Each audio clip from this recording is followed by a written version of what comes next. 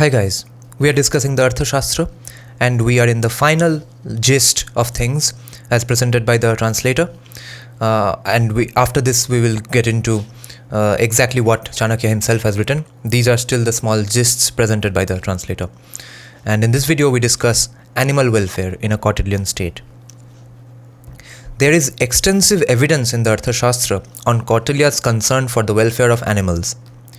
Regulations for the protection of wildlife, a long list of punishment for cruelty to animals, rations for animals, regulations on grazing, and the responsibility of veterinary doctors are some of the major topics. As part of the creation of the infrastructure of a settled and prosperous kingdom, an animal sanctuary, quote, where all animals were welcome as guests, end quote, by Chanakya himself, was established.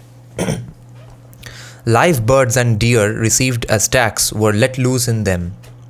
A list of protected animals and fish is given. Killing or injuring protected species and animals in reserved parks and sanctuary was prohibited. Even animals which had turned dangerous were not to be killed within the sanctuary but had to be caught, taken outside and then killed. Village headmen were responsible for preventing cruelty to animals.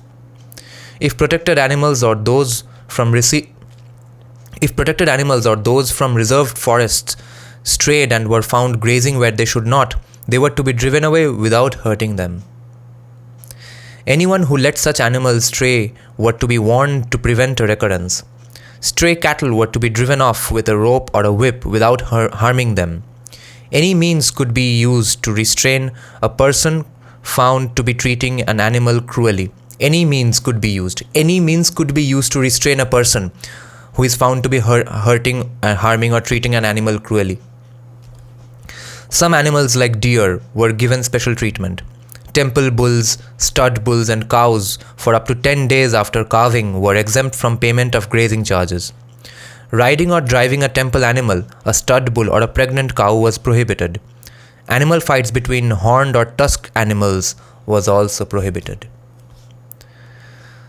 This is the opposite of what happens with dog fighting as is now popular in Punjab. Those rich Khalistani farmers who cancel the farm laws, they are big on dog fights and fights between pit bulls because they have to copy that everything that happens in USA and Canada. So since Americans do that, they also do that and they buy pit bulls just to look like Americans. Special regulations applied to animals in crown herds, horses and elephants, since the latter two were important for war. The possibility of herdsmen starving calves of their mother's milk is foreseen.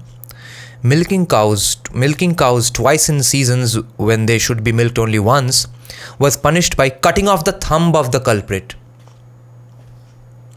Killing or inducing someone to kill animals in crown herds was punishable by death.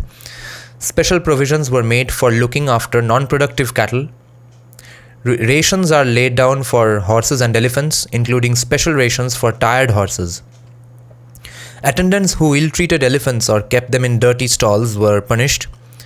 Horses unfit for use in war were used to breed animals for the benefit of the people. Veterinary doctors were fined if the condition of a sick animal became worse. They had to repay the cost of the animal if it died. In newly conquered territory, animal slaughter was prohibited for 4 days around full moon day and during 1 fortnight in each of the 4 months of devotion, Chaturmasya. Slaughter of female and young animals and castration of males was prohibited. The detailed set of punishments for theft of animals, injuring or killing them will be found in chapter 7.3.